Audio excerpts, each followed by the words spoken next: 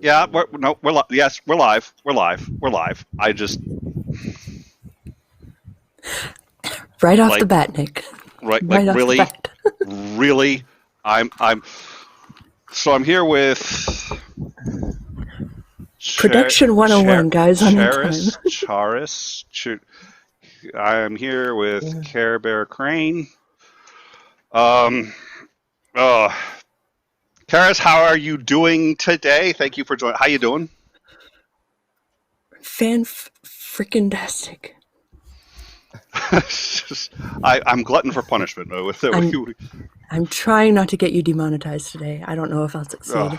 Well, we've already been demonetized at least once today. This is our second stream of the day, so it's been. Oh wow. It's my third stream of the day. I've been streaming since 9 this morning, Eastern. So it's been a little busy, and I do apologize. At least this here actually has the production set up right, which I do understand you, Karis, thinking that maybe we were going to have sound issues, but guess what? No, I get to gloat. It's rare. Nobody's listening to you anyway, Nick. They're looking at the puppy. Yeah, I know. I'm going to bring him up too because he's famous in my book. But at any rate, thank you all for joining us. My name is Nick. I am the third most popular person on this stream today. If you include animals, I'm the fourth most popular mammal on the stream today. So thank you all for joining us. If you're joining us from the after show, thank you for carrying over. We appreciate you guys hanging out. If you like the show, please don't hesitate to like and subscribe. We'll also be in the Discord afterward to discuss any after show stuff. I think we'll probably keep it to this. I think I'd like to stay away from the non sequitur business. That's if you guys want to discuss that in the Discord right now. That's cool. Sorry, I'm not there, but I think we'll be discussing this show after that. I'll be around on Discord later tonight too, and later tonight if you guys want to hit us up, 8 or 9 p.m. I'll be on the Discord. We'll talk about whatever you guys like. I do want to speak to whoever's in charge of the texts because that text highlighting from whoever is there is a full-blown insurrection here on the show today. So now we have a new segment, believe it or not. Nick of time, 1 minute segments. Actually, no, I think 5. We were supposed to do 1. Right now they're 5 minutes. But on our first one, I did a video that I saw on Twitter that I loved. It was Robert Reed on, he didn't title it, but I've been going by the title of The Most Dangerous Place to Live, and I thought it was a really interesting video. Yeah, so and I hit him up and said, listen, can we air that? And he said yes, so we aired it, and I was very impressed. I think most of our audience was moved by it, and so we have invited him here. So Robert, how are you? I'm doing all right. Thanks for the invite. As my dog keeps running back and forth, forgive me.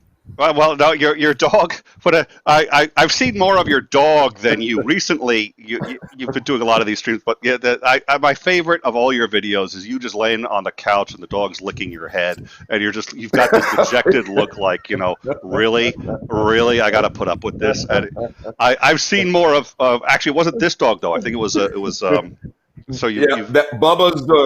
is Papa. He's my old guy at a whopping 5, and Bubba's robust burrito. Yeah, who apparently thinks you taste delicious. Yes.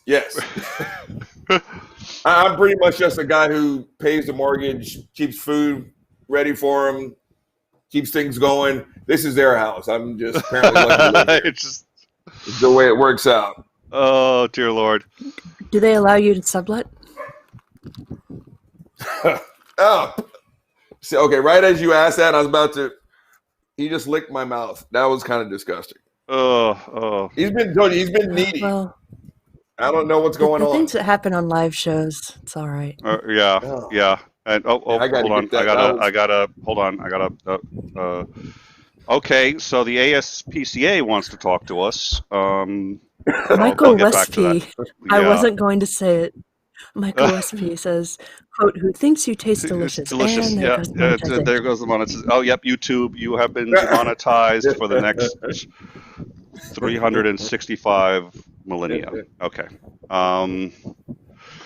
Oh dear Lord. So thank you for coming. And now that video was just sort of an off the cuff thing for you, wasn't it? You just sort of sat there and you were processing, as I understand it, really. All the videos that I cut, it's just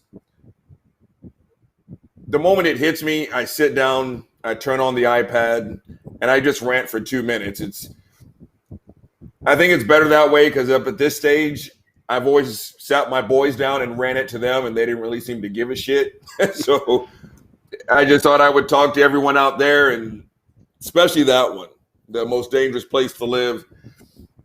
Because, I mean, we're fortunate now to have YouTube and Twitter. And when I say fortunate, I mean, we can now finally start to see what people have been talking about since forever.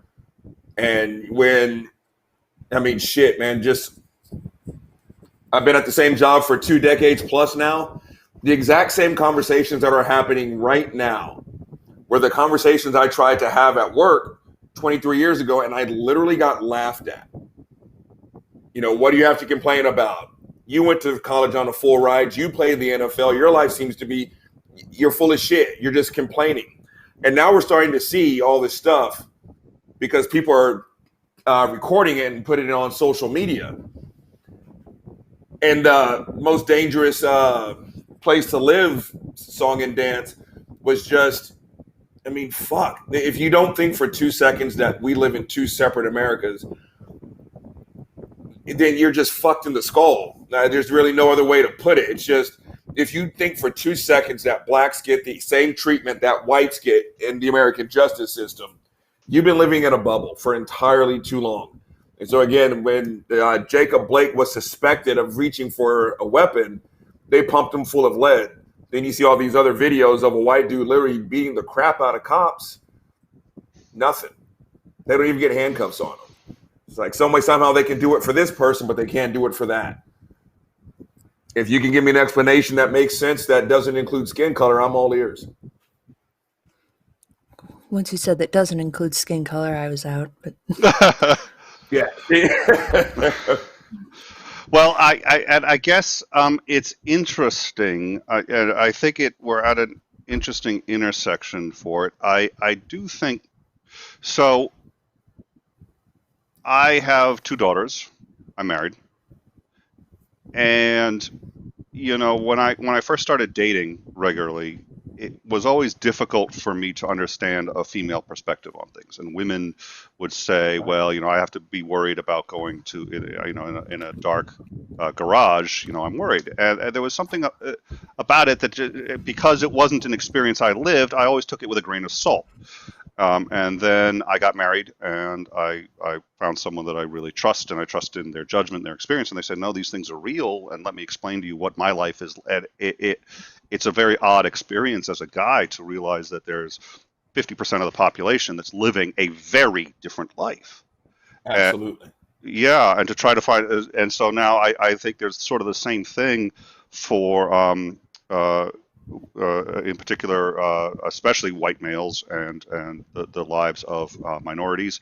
I had some exposure to that as a kid, which I'd like to get into at some point. But so we're reaching a point where now, because of the video cameras, people can see it, and people, it's much harder to deny. I still get the idea that because either we elected Obama or even before that, there isn't systemic racism is shocking that anyone can make that claim. But we're reaching a point. Obama's one of the good ones. Bam, exactly. She nailed it, actually. Oh, really? He's like the Obamas are not threatening. It was kind of like the difference between take the double homicide out of the picture, but like O.J. Simpson was the first real crossover superstar that we had. He was someone that both whites and blacks could fall in love with before the homicides, and it was okay. Jim Brown was actually a better athlete, but that dude was so radical and so, you know, F you. that he couldn't be embraced. Yeah, OJ was definitely one of the good ones until he killed 2 people, but that's what Obama was. Obama wasn't this big threat. He fit, basically. He was not a threat. Yeah, so that does make him one of the good ones. Whereas if you look like me, you aren't necessarily. You are. I tell people all the time, because what I normally get to hear is, after you get to know me a little bit, so I usually hear things like, Robert's just a You're big so softy. eloquent. He just acts tough. Yeah, and it's just like, if you can sit here and say that Robert's a big softy, that means all you're doing is looking at me. You're not listening to me. Because if you ever listen to me, I openly talk about how sensitive and how emotional I am. I cried at this play. I saw this beautiful piece of artwork. I watched the Special Olympics, and this kid ran the 104 minutes, and he celebrated like he broke the world freaking record. I'm constantly talking about my emotions, but I'm still getting, oh, he just acts tough. That means you are looking at me. You're not listening to me. I am a threat, whether people realize that's what they're saying or not.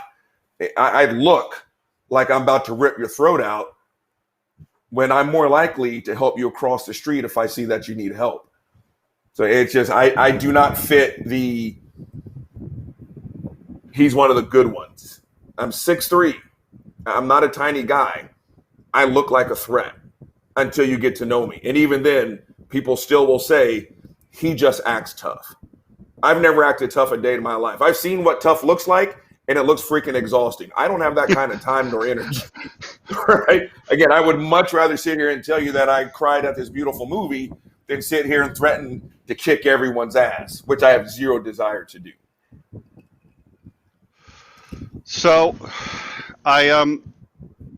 yeah, well, you're also an advocate for mental health, because I've seen you talk about mental health issues on Twitter a lot, and you're very open about it. And one of the things that I've also stated is, I think that's very difficult for people to do in this society in general, and I think in the same way that homosexuality has been normalized to the extent that it has by people with a platform outing themselves and being willing to talk about it, in the same way that brave people doing that have normalized homosexuality as much as it has in the society. People who are in a position to talk about mental health should, but there is a price to be paid. But I've noticed that's something that you also are willing to talk about and be honest about. So I think, let me quickly super chat $5 from Michael Westby. Robert, as an ex-NFLer, what is your opinion of kneeling for the? Oh, we should definitely we can discuss that now or hold on to it. It's a little bit of a whenever you want to do it. let me hold on to that one for 1 second, but I don't want to forget that. So let's not, because I think that's an interesting one. I did want to say, so we were talking about becoming more aware of the realities that other people face, whether women, right, minorities, and cameras really let us do that in a way that's never been done before. But it appears I've often held this view that well, a lot of white people are ignorant of it because they're not. They either, and especially I think that's another thing. The reason you find liberals more often in big cities is because you encounter minorities, you encounter different points of view, and you have to learn to interact with them, and eventually you realize, hey, these are people too, and it's just those right, differences don't mean anything. So people who aren't exposed to this aren't necessarily aware of a problem. But what I find interesting and kind of scary is I think it's a shift in understanding of this, or I don't. Do you remember who Amy Cooper is? The dog park lady, right? Yes, the dog park lady. Yeah. So, yeah, she was in. She was actually in. It was Central Park, and there was a black man there who actually I think worked for the Audubon Society, worked for the park, if I recall, and noticed that she had her dog off the leash, which is not only illegal. But it's a problem because there's a protected kind of bird that has been known to be attacked by dogs. So, as a member of the Audubon, as he was actually empowered, because I think he also did work for the park, to say, could you please leash your dog? Right. Freaked out, absolutely freaked out, and started to approach him. He said, hey, could you, don't. And he was recording this, and she's approaching him and saying, stay away from me, stay away from me, stay away from me, stay away from me. As you just see her, and then she finally says, okay, I'm gonna call. And the first thing she says is, she calls 911. First thing she says isn't that she's in trouble. It isn't that she's scared for her life. It's there's a black man here, and let me tell you what he's doing. Absolutely. Absolutely. So what does that tell you, or what's your response to that? What do you? That is the proper representation. She weaponized that man's pigmentation. She knew good and damn well if she just said a guy, there's a good chance that case goes to the back burner. We'll get to it when we get to it. You say a black dude, all of a sudden, whether you realize it's just like saying, oh, Robert's not, he just acts tough. No, those words feed a 400-year-old narrative that we're just violent, out of control, hedonistic bastards, just animals that need to be put in a cage. She knew what she was doing when she said, I will tell him that a black man is bothering me, because she knows that bumps her to the front of the line, that she's in mortal danger. She knew exactly what she was doing. That's some raggedy shit. That's about as low as you could possibly go. If I know someone suffered a trauma, and I intentionally picked on that trauma to get a reaction out of that person, I'm a jerk. She knew damn well if she weaponized his skin color, the cops would come faster and possibly deal with it. She knew what she was doing. She's garbage as far as I'm concerned. She's less than she's not human. That was just really, really mean, if you want my opinion. Well, and not for nothing, but she was also jerking the dog around, and basically she started choking her own dog because she wasn't paying any attention to the dog, and she's holding the dog up past where the dog can actually, so the dog is being choked, and every time the dog starts to object to being choked, she's like, quiet down, and it's like, well, the dog's trying to get your attention for a reason. Yeah. She's an all-over horrible person. I mean, you threaten basically a black man's life. You got to know good and damn well. There's no way you don't know. Yeah. There's no way you don't watch 24-hour news reels, get on Twitter, Facebook, Instagram. There's no way you don't know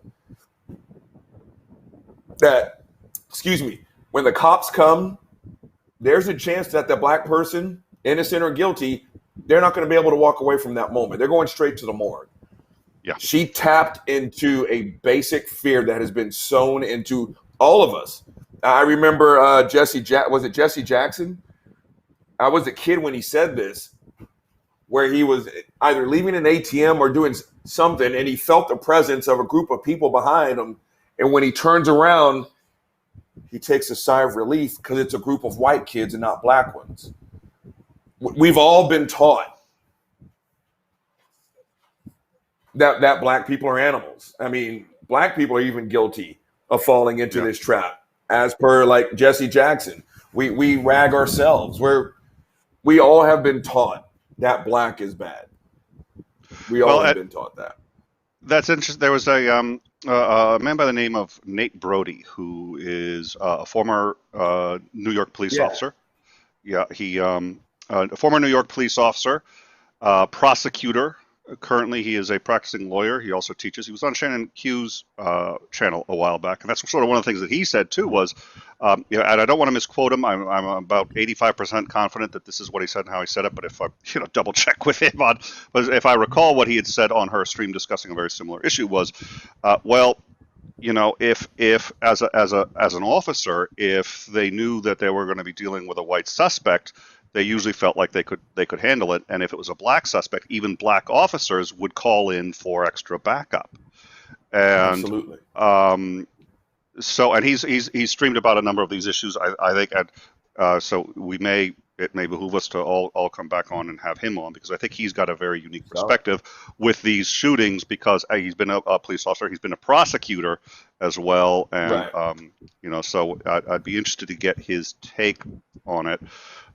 But yeah, so I follow him, and he does, when one of these shootings happens, he usually covers it, and he's more than once changed my perspective on something. So I will make sure. And by the way, to anybody who wants to know, Robert's Twitter should be already in the description. So I was gonna say, Karis's Twitter isn't in the description because I don't want to encourage her. I really don't. Well, somebody in the side chat is Christopher Mori says in the side chat, those types of Karen moments actually do a disservice to white women, weaponizing the innocent white girl archetype. I suppose my first reaction would be, we need to keep in mind the disservice that these types of Karen moments do to the Black men they happen to, and not just the focus on the damage to the innocent white girl archetype. The fact that is a stereotype in itself is problematic. I don't see that Black girls are any less innocent than white girls, and if this type of exchange demonstrates something, it is that this archetype is, if anything, incredibly undeserved, at least in this country at this time, and for many times before now. We're just now starting to see that, perhaps.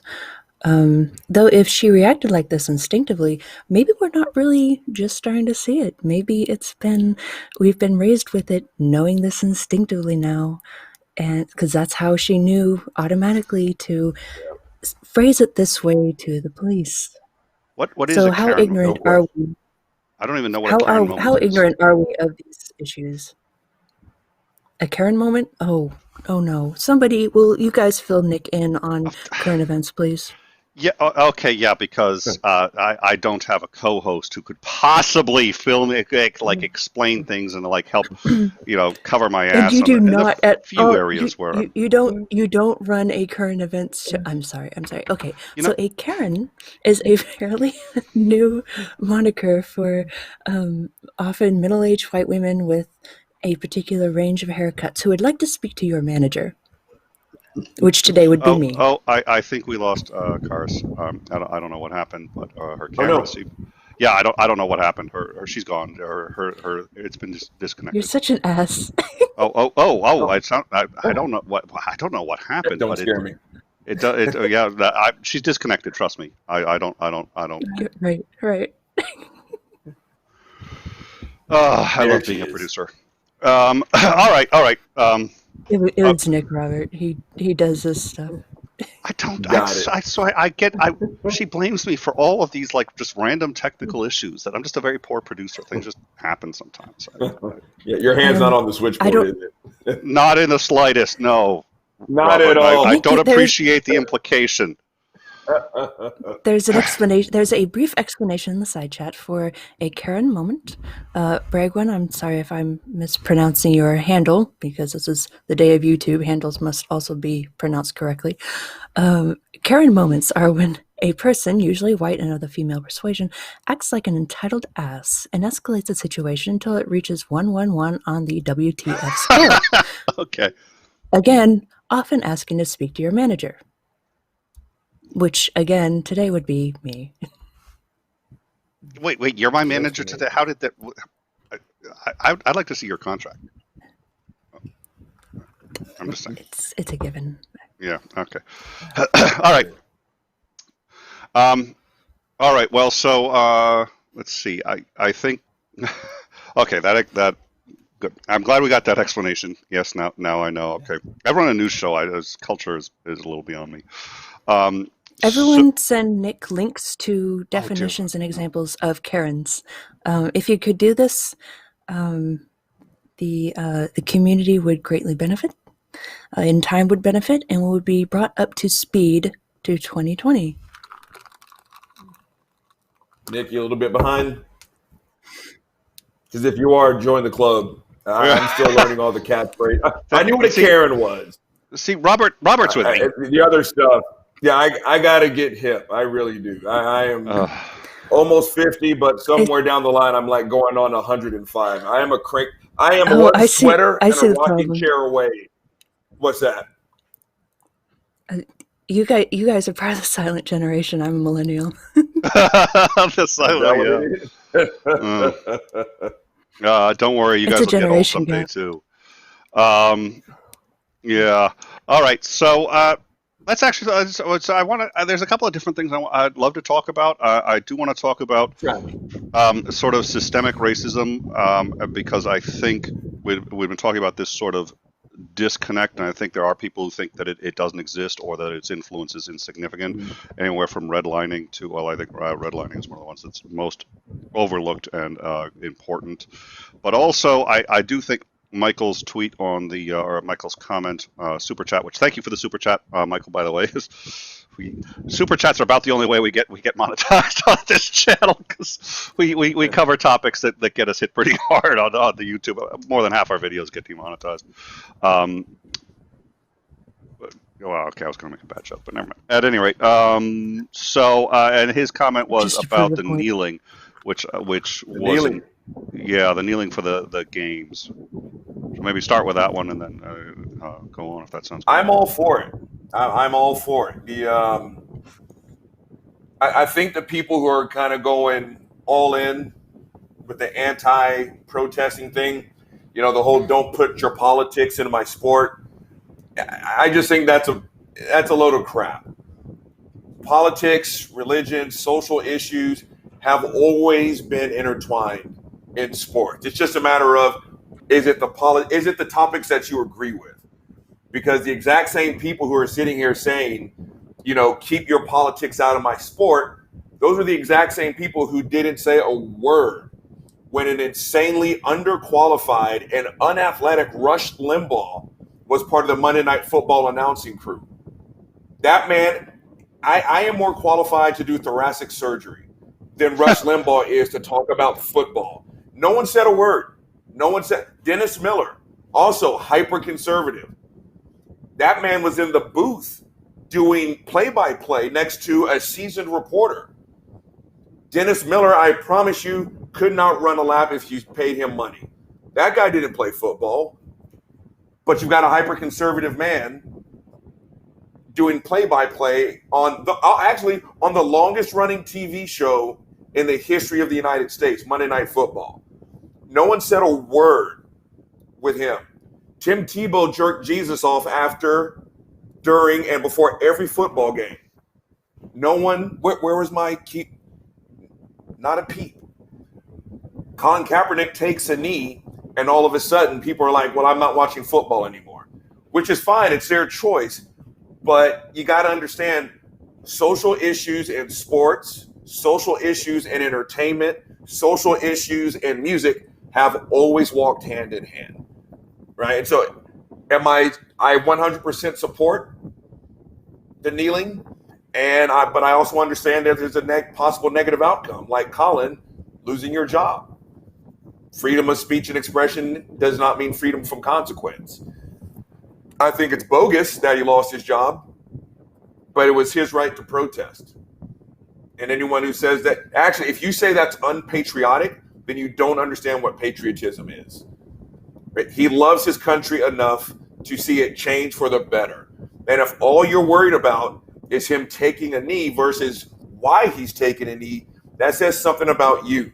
And also what it says is, I may mess around and slap someone and call him a racist, because if you have a problem with Colin Kaepernick kneeling, don't talk to Colin Kaepernick. The troops that everyone claims to love so much, it was a troop who told him to take a knee. He was doing what a troop told him to do. So, I mean, don't get mad at Colin, because Colin sat his ass on the bench and didn't ask for any publicity. He took a knee because Nate Boyer told him to get your butt off the bench. You can still get your message across. And Nate says you can still show respect, but get your ass off the bench and take a knee. So he is exercising his constitutionally protected rights. Of course, I'm all for it. Well, and that's an interesting thing. Please. To just add something to kind of my dog. Just to add something to that, as somebody who has been in the service, I need to point out that we're not supposed to be standing up for the symbol of freedom of speech more than the value of freedom of speech for which it's supposed to stand. I mean, what are we defending more, the symbol or the values that we're supposed to be fighting for and defending? I think there's some confusion.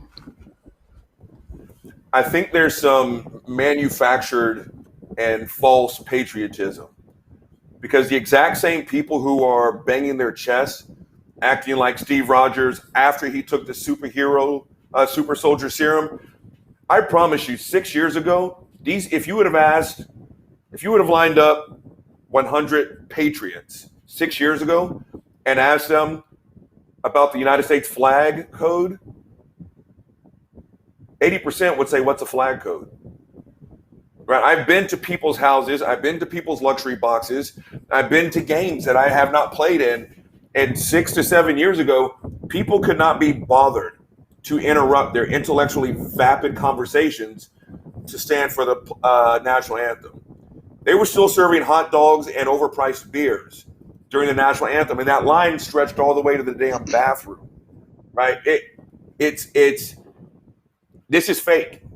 This is not real, right? It's popular now. It's like why I had to turn off my phone during the whole George Floyd incident. Don't tell me how much you love black people now, because this black person's been telling you for almost 50 years, don't kill me. Now it's just fashionable to call me and tell me, oh, Robert, I see you. Were you saying that when I asked you when it wasn't popular 20 years ago? No, right? This whole USA, USA, USA, I promise you, those exact same people, they weren't screaming USA 10 years ago. They weren't, right? The exact same people who are like, respect the troops, are the exact same ones whose family had money. And when their number came up in the draft, or it was time for them to enlist, they found a reason not to do it, right? So again, it's easy to talk about how patriotic you are now, sitting your ass in the comfort of your own home, when you weren't a military.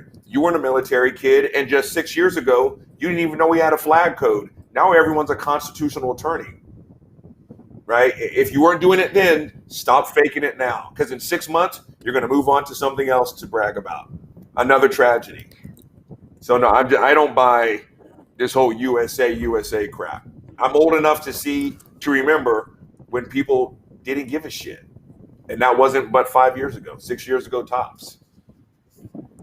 Is there any slight sense of vindication? I mean, we have the phones that people are able to bring out and document these things that you've been talking about for the past eon.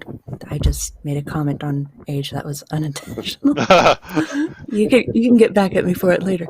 But is there a sense of vindication that people have noted with the relatively new ability to document what they've been talking about for decades and longer? Wow, that's a hard one. That's what. Never mind. Well, oh man. Yeah. Down. Maybe a part of me that resides right underneath my pinky toenail. It's one thing if I told you the Saints were going to win the Super Bowl and you brushed me off and that we win. I'm like, I told you, Drew had one more. Yeah, maybe that's something to brag about. But it almost feels, for me, perverted to sit here and pound my chest and say, see, I told you so. Blacks have been treated like shit since we got here. Man, that's,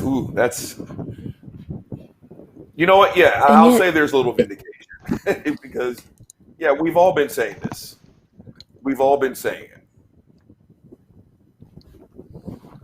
And not enough people are still recognizing it. I mean, I guess it's one of those, for those that believe no explanation is necessary. For those that don't, no explanation will ever be good enough.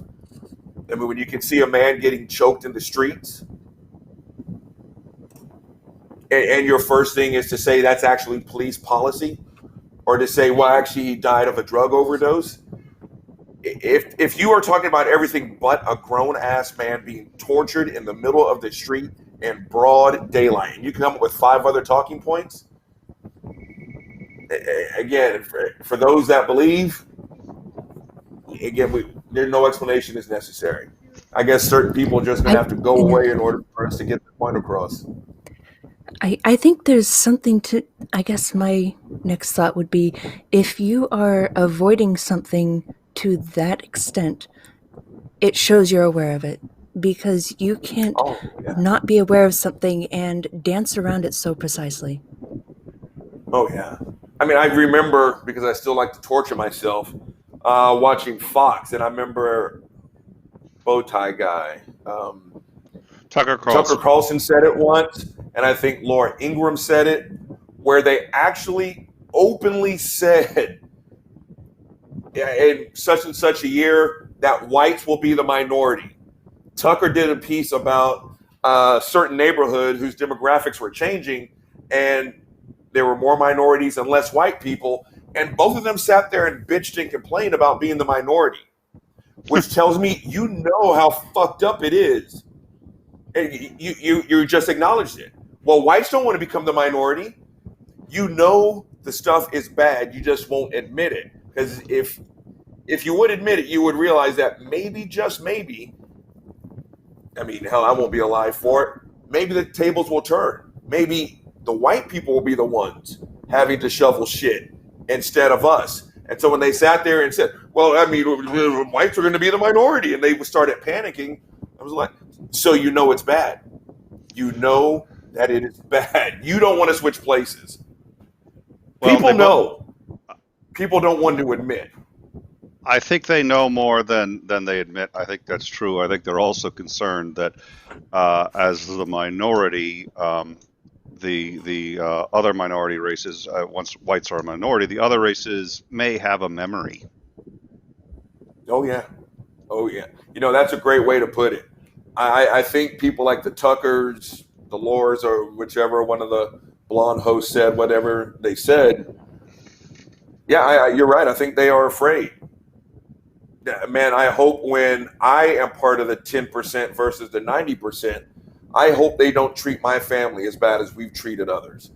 Right? I remember Chris Rock making the joke that you could not find a single white man that would trade places with him, and he's rich.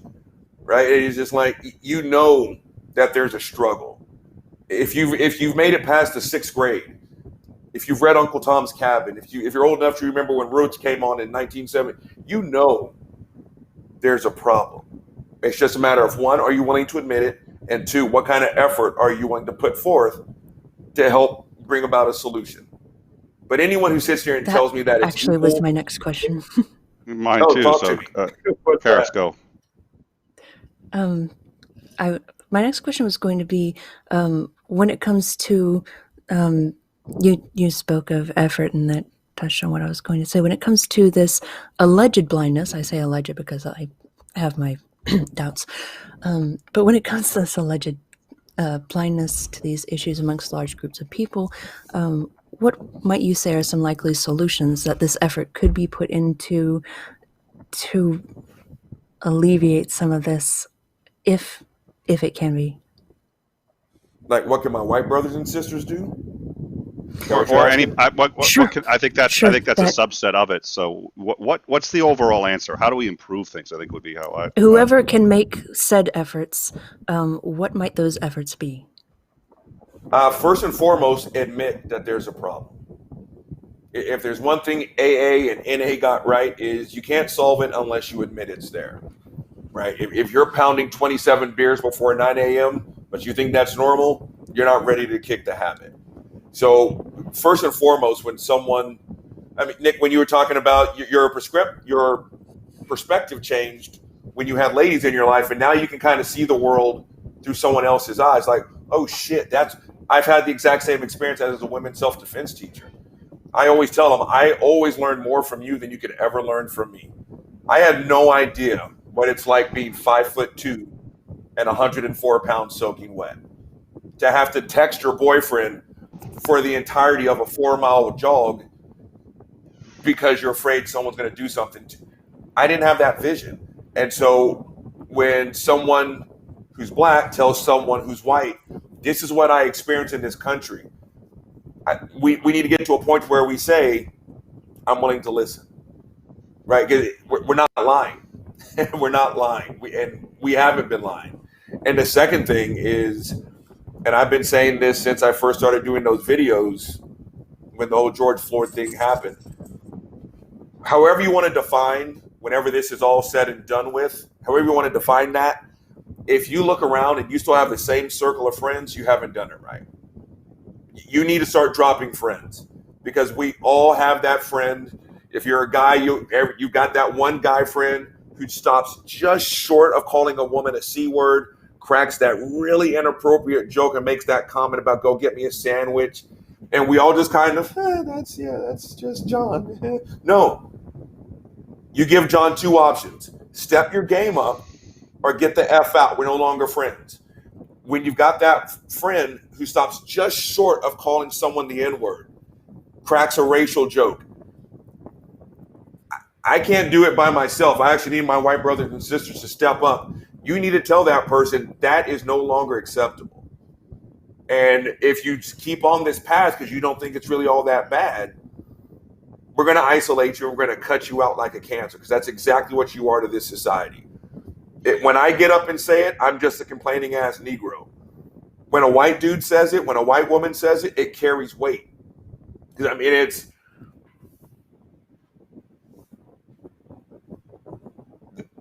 they have to start becoming white people problems too. You know what I mean? It's, again, I can sit here and I can bitch and complain all I want.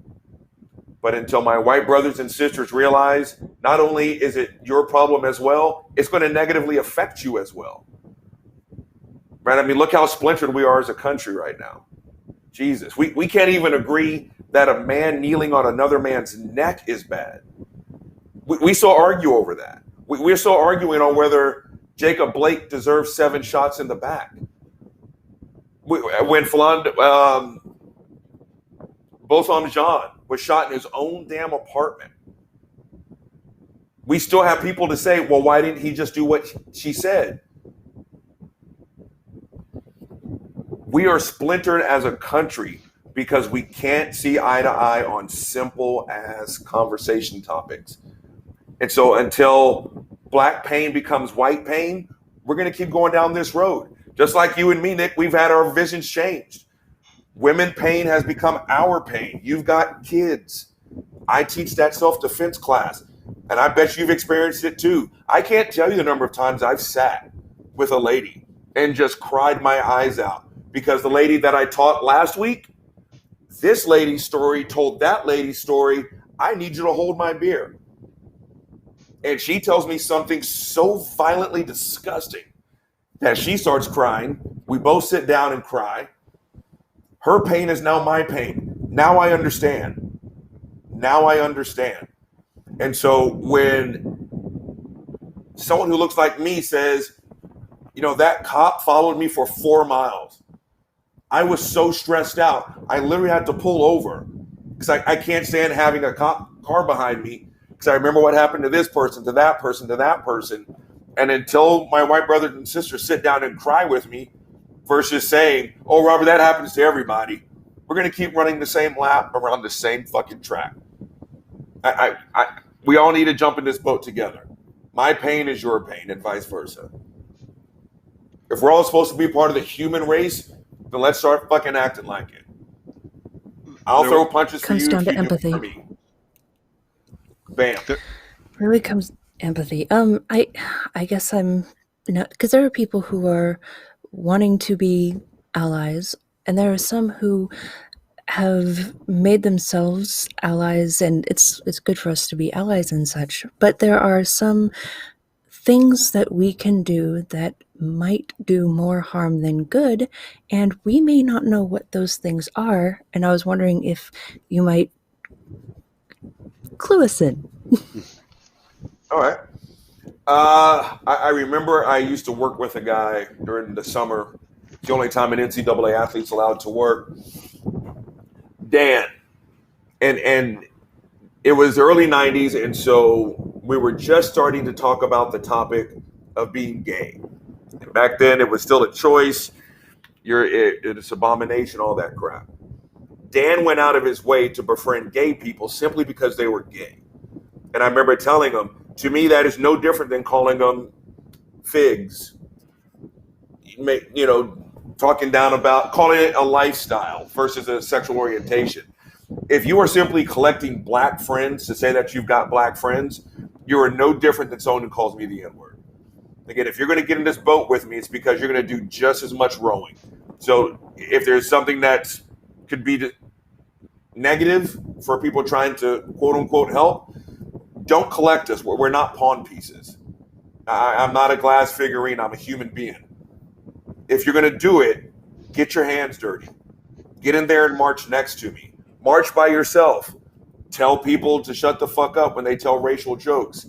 So if all you're going to do is collect us, just to be able to say, I've got black friends, just like Dan would say, I've got gay friends, you're not helping me. Stay your ass on the bench. And by me, I mean everyone who looks like me and everyone who looks like y'all. If you're going to do it, be genuine. That's what I would say. Be genuine in your heart. Be ready to get your knuckles dirty. So empathy again. Yeah.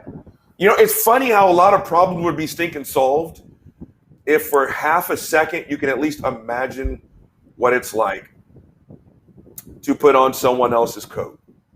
Again, I'll go back to the women's self-defense thing. Yeah. What's that? I think they can, because it seems they can imagine it. If anyone who is afraid of white people becoming a minority have already taken that step. Oh, yeah. But it's what are they willing to do now? Yeah. Right. So they're already aware. What are they willing to do? Oh, yeah. Yep. So but there's it's like, I was thinking last night, because there are some very close acquaintances of mine who don't seem aware of the problem. They just seem like good old boys who legit don't know that there's a problem. They think everybody's making a to-do about nothing, and it's not that they hate black people or feel racist about black people. Nobody likes to think they're racist, except for we think the fringe people. But some of these will tie themselves in knots over the prospect of white people becoming a minority, and that tells me they're far more aware than they're telling me. I almost refuse to believe that in this day and age that people don't know. To me, at this stage, it's you don't want to know. So I mean, and also when you said they don't think they're racist, sadly, the bar for racism to me is so incredibly low.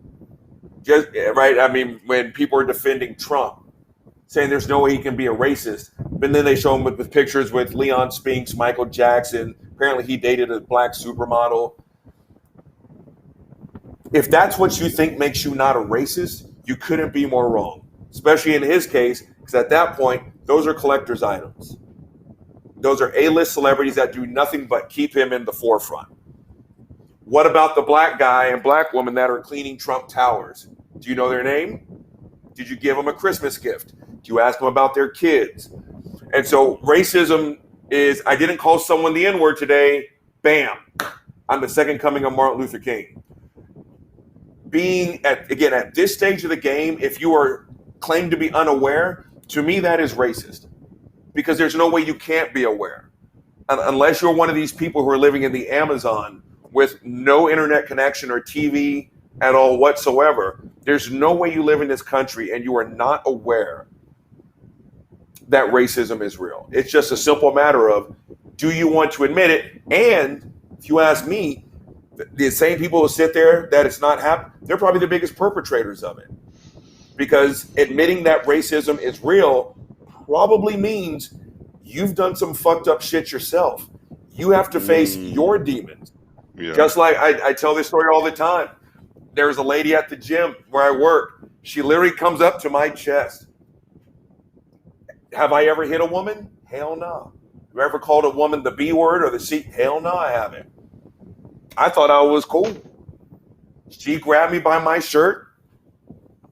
She pulled me down and she ripped me a new one. I was taking a poop out of the backside of my elbow. She let me have it. I was being a misogynistic piece of crap.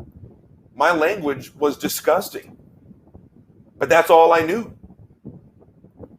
And so my bar for not being a misogynist or a woman hater was I didn't slap one. What seems to be the problem? Right. So, I mean, admitting that there's a problem also admits that you're probably part of the problem. And so for the people who want to sit here and say that racism is no longer an issue, it's probably because they don't want to admit that they're part of that problem, that they've said and done some real effed up stuff to people of color. So that brings me. So I guess that brings. Oh. Nick and I yeah. mirror images of each other today. Oh yeah. Well, I have a couple questions, but let me ask this one, and then hopefully yours will dovetail into that. So, well, we've actually been doing a series on cancel culture and how to communicate with people and how to what happens when you shut down dialogue and communication that you don't like.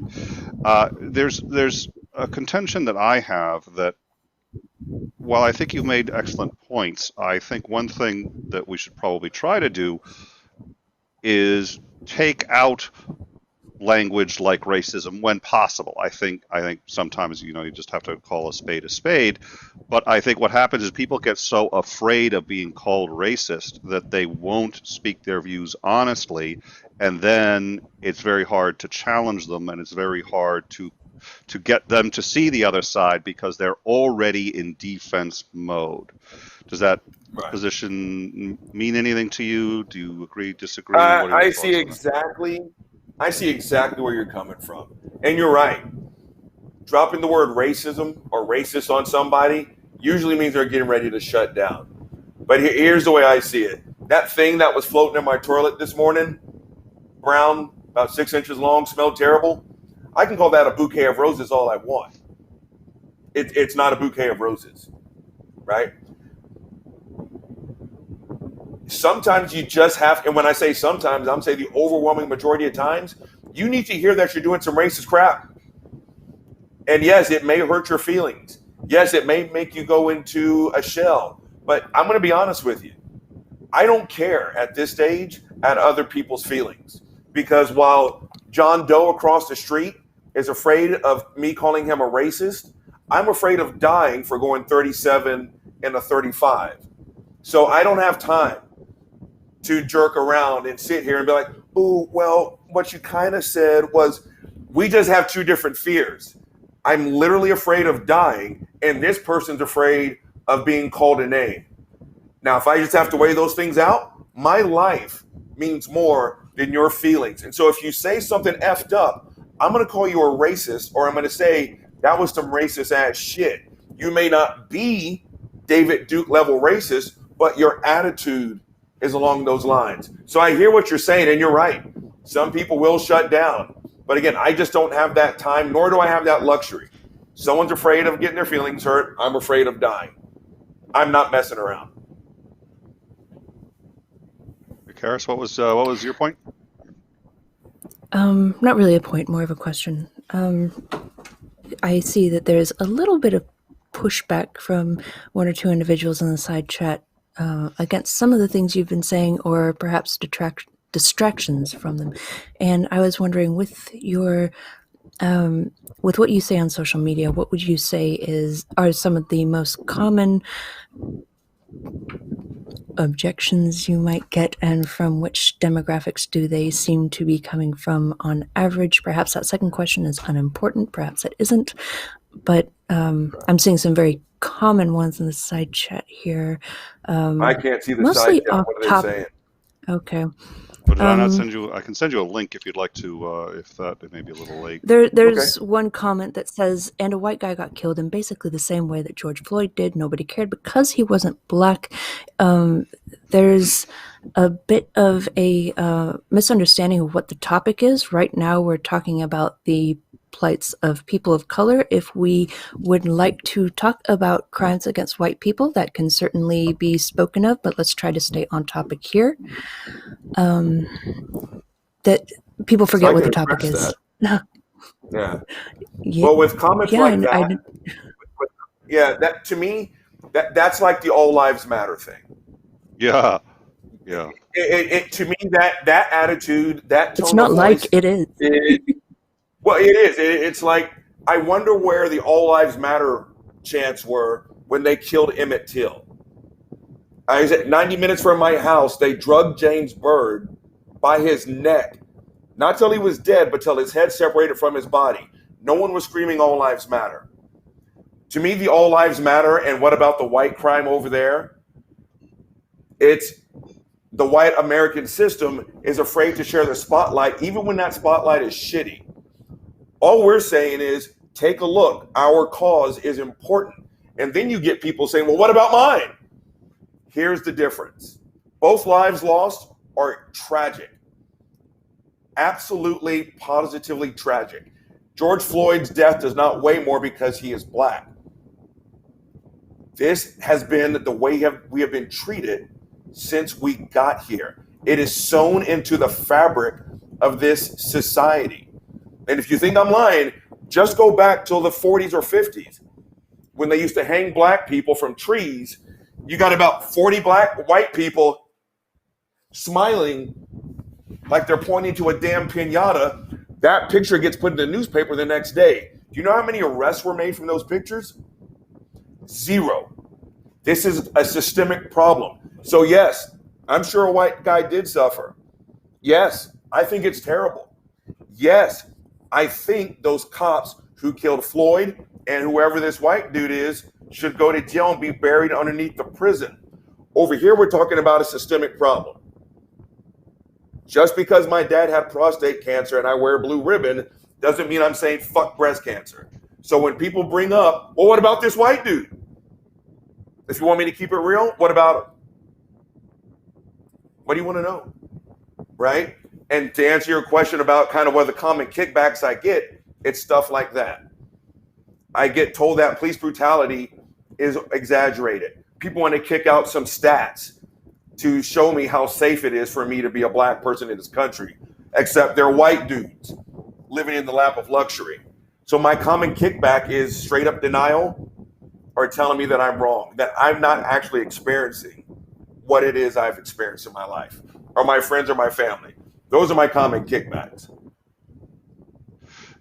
Just because this dovetails into a couple of things that we've said, but so when I was in high school, we had a program. I grew up in a town called Wellesley, which is actually one of the richer suburbs in the country. It's like Chappaquiddick. It's not Chappaquiddick, Chappaqua, New York, Beverly Hills. That kind of it's pretty up there, and it's in Massachusetts. And one of the things that they did was the state had said, well, we recognize that there's a problem. A systemic problem. It's not going to get fixed until you improve education. I think that the best way to do that, the only way to do that, is to divorce the funding of schools from property taxes, or at least if it's included in property taxes, it all gets spent not because an equal distribution is not necessarily fair. Some schools have greater needs, so you spend it such that the needs of the schools are met appropriately, and you can educate all students in all schools.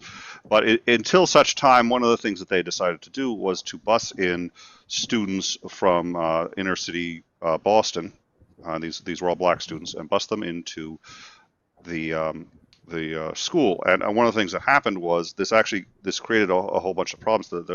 If you took a look at the number of fights happening in the school versus the population, a much greater majority of the black students were involved in the fights. And so everyone said, well, this proves that. And I'm sitting there going, well, look, if you took me from these neighborhoods and bust me in, because I remember at one point coming out and seeing a girl I knew in the school who was sobbing. She was in tears. She was distraught. She couldn't function, and her friends were trying to console her, and I was trying to figure out what was going wrong.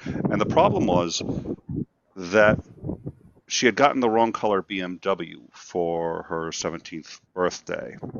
And I'm sitting there going, this is gonna create an attitude. And I had a friend, a guy I liked and I trusted, but this was the first time that for me I really started to understand the difference, because when I came out to that conversation, the conversation I'd had 20 minutes before, I'd been staying after school, and one of my friends there who was part of the program and decided to stay after, and that was a commitment from them, because if they missed that bus, they getting back to Boston was a hike. But we'd started this conversation, right? And his brother had been shot. His older brother had been shot in like 2 weeks before, and we were talking, and I was taking the position that okay, life isn't as bad as you're making it out to be for black people. And he said, Nick, I want you to know what happened right before my brother got shot, because I was with him, and there had been a shooting, and we were all hanging out on the corner, and 2 police officers came up, and we said, oh, hey, wow, they're investigating this, and the officer said, the guy who did the shooting is in that building over there. Here's a firearm, can't be traced. Have a nice day. And Jesus. You hear that, and I'm in high school. I would think I was a sophomore. So the first thing that I think is, in my view, this cannot possibly be true, because this is so divorced from the reality, again, that I saw 20 minutes later when this has nothing to do with, and my family has all been either lawyers or law enforcement, or so I couldn't buy this. I couldn't buy this. But 2 things.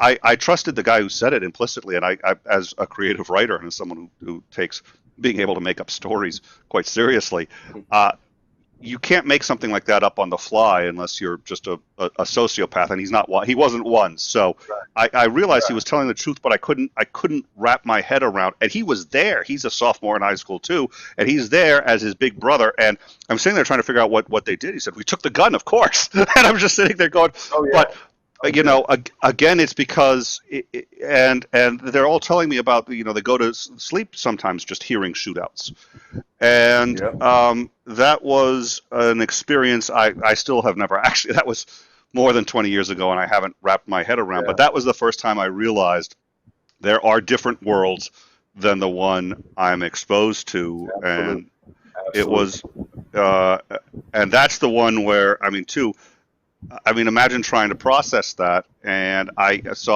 can see what, and it was very hard for me to accept. I couldn't believe that he was lying or making it up, but I also couldn't believe that police officers in this country would do that, until I ended up speaking with my father, who was a criminal defense attorney, and he knew officers. I said, yeah, he had seen it, and I think there's an underbelly too that nobody wants to. We like to believe we're the greatest country in the world. We like to believe that our shit don't stink. We don't have these kinds of problems also.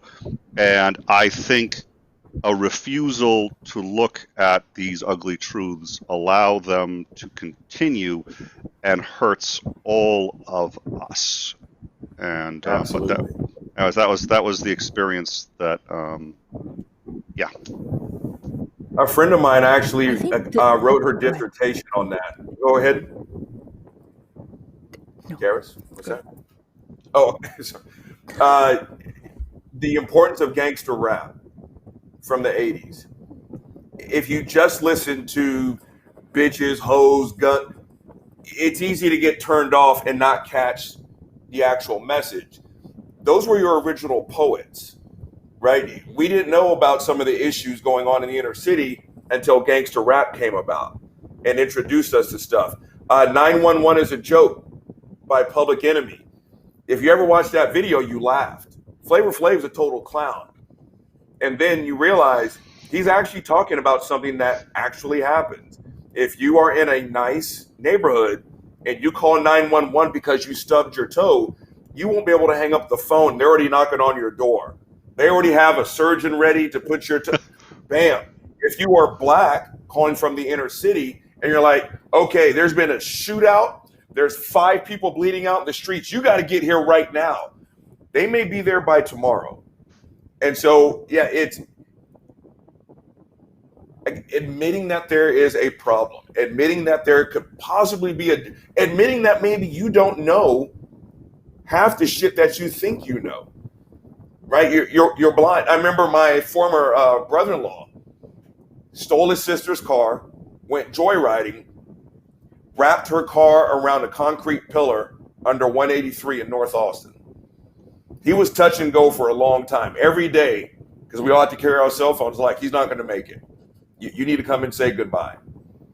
At the exact same time, I'm waiting for my brother-in-law to die. He made it, by the way. A lady came in for a session with me. She took her phone, she chunked it across the room. Boy, you just never seen her so goddamn mad in your life. And when I asked her what seems to be the problem, she had just finished building, I would say, the house of her dreams, but it was a compound. I've been there. It's very big, it's very cold, and you can't touch anything. It's incredible. And there's only 2 people in that house, compound. She was mad because her house wasn't going to be able to pass inspection in time for her housewarming party because the pillars were like flew in from Italy. And of course they have to pass some special like termite, inspection because they're coming from another continent. And she was livid. I mean, I thought someone had died. That's how mad she was. And in her world, that's the worst fucking thing that could possibly happen to you. Then I hear your story. I hear about my brother-in-law, and you're like, a cop just handed someone an unmarked weapon and said, good luck, Junior. Those problems will never grace that lady's front doorstep. And so when you tell someone like that, there's a whole side of the world that you will never know. And I'm glad. But you need to at least acknowledge that other people have problems bigger than Italian-made 20-foot oak, pillars for their front doorstep. We will have this conversation this time next year. My grandkids will have this conversation because people don't want to admit that there's a problem, a difference between one side of America and another. I'd like to highlight something you just said too, which I think is actually really important, at least for white people to hear and understand. You just said that they would never have these problems, and you're glad. You're not trying to take anything away from anybody, and I don't think anybody here is trying to take anything away from anybody. There's this, and that's sort of when you say Black Lives Matter, people say, well, you're taking something away from me to acknowledge that. That's why I have to respond with all lives. It's like nobody here is trying to take anything from anybody. And you didn't interject that as a let me make as an addendum. That was you were just ranting, and you just listen. I'm happy that people don't have to put whatever the color of their skin. If white people don't have to put up with it, great. Yeah, great. Absolutely. Black Lives Matter could effectively be written as Black Lives Matter too, because the point isn't to say Black Lives Matter to the exclusion of other colors. It's because for all of history, we have said all men are created equal, but to certain portions of society, like Black people, like women, that came with certain very obvious exceptions. And saying Black Lives Matter or women matter, it's never to the exclusion of, say, white men. It's pointing out that throughout all of history, all men are created equal has not actually stood the truth test. We should matter too, and that's really what it's saying. Black Lives Matter too, and we need to recognize that they do. And, to those who would say, we do, you can't prove that, nobody's saying that Black lives don't matter as much as white lives.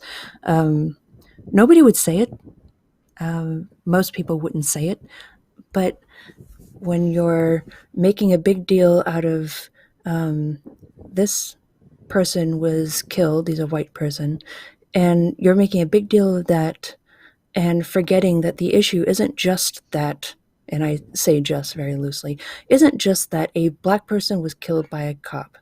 The issue is everything surrounding that situation, the history that led up to it, the tendencies that go into the circumstances surrounding that killing, surrounding the prosecution or likely lack thereof of the cop in question. It's not just that a person was killed by a cop. It was the entire situation of that population, that their lives, their whole lives, that they have to live differently than we do. Their lives matter, not just their deaths, their lives and their quality of it. Well, that's beautiful. And if I can add, Amy Cooper doesn't say that Black lives don't matter, and she doesn't say that Black lives matter less. She's never said that, to the best of my knowledge. But the fact that she could call 911 and lie about what that man was doing at the dog park, and all he did was say, "Leash your dog." That's all he said. And that she could deliberately sick, like animals themselves, the police onto that man. Her actions are saying that Black lives don't matter as much as she's said it. She hasn't said the words, and she would never say it. She probably doesn't even believe that she thinks this, so she would probably say, "Oh no, I think all lives matter the same."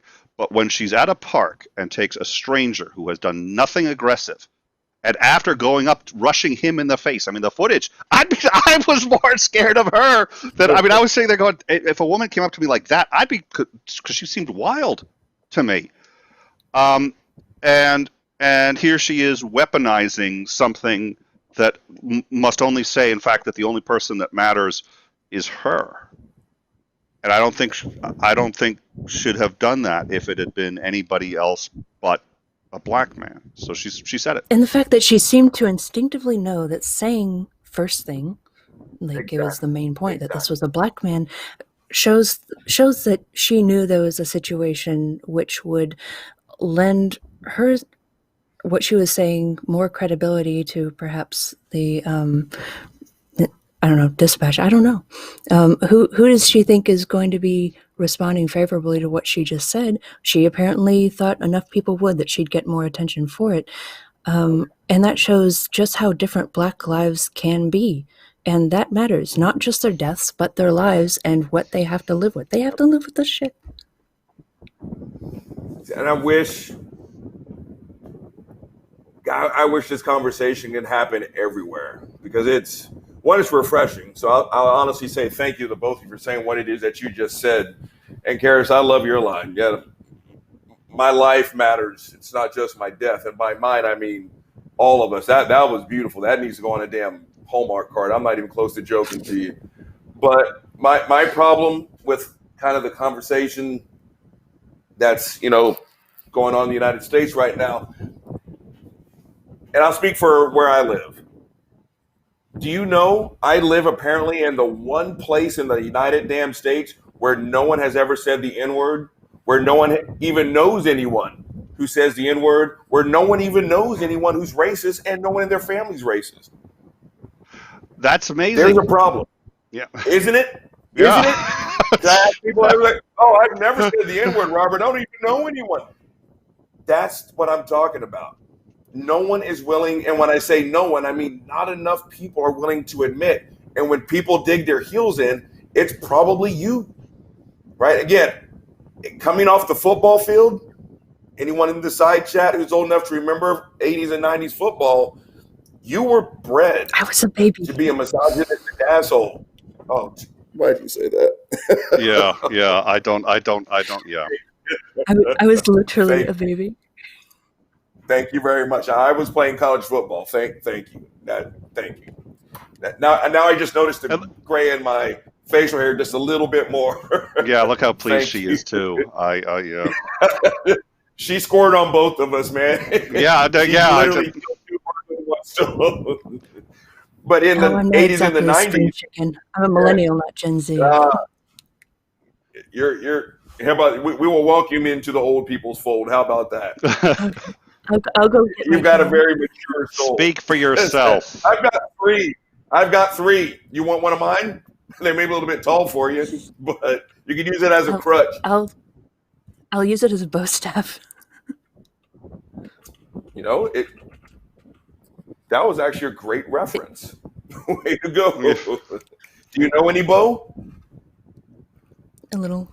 Do you know any forms? It's my weapon of choice.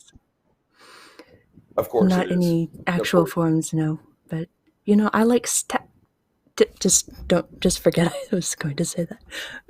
I used to. That's actually something that we all have in common. I used to teach self-defense. I haven't done it in a long time. I took a number of different martial arts. It's been a while. I did the bow was my favorite. I wasn't. I really think that Joe is significantly underestimated because it's got speed because you don't have the extra 2 feet. But but we'll do a show where we'll just all come on and start talking our weapons of choice. I have specialist and a knife specialist, so I'd much rather use that up close and personal. So. Yeah, I'll stay away. In that case, definitely, I'm going to have a bow. Fair enough. Well, all right. So what I think we should do, I'd like to start to wrap this up. I would like to say, Robert, also, you know what? You are welcome back anytime. And if there's a topic that's really bugging you and you want to talk about, please let us know and reach out to either Karis or myself. Karis, the jury is still out on whether or not you'll be welcome back. We'll think about it. We'll get back to you. You'll hear from us. But I don't know. Was there anything else that you guys wanted to hit on before we left? I'll just say this for anyone who can still stand me in the side chat because I can't see it. And when I say I mean all of us. We need you. We need you. If you're one of these who says we're all one race, great. I believe you. Now let's start acting like it. I'll hug you around the neck if you do the same for me. But I can't do this by myself. I seriously need my white brothers and sisters and everybody else to jump in this boat with me. And we may drown. The boat may sink. We're going to get wet. But I seriously need all of y'all. Again, if you love me, I will love you back. I'll admit that I'm part of the problem if you're willing to do the same.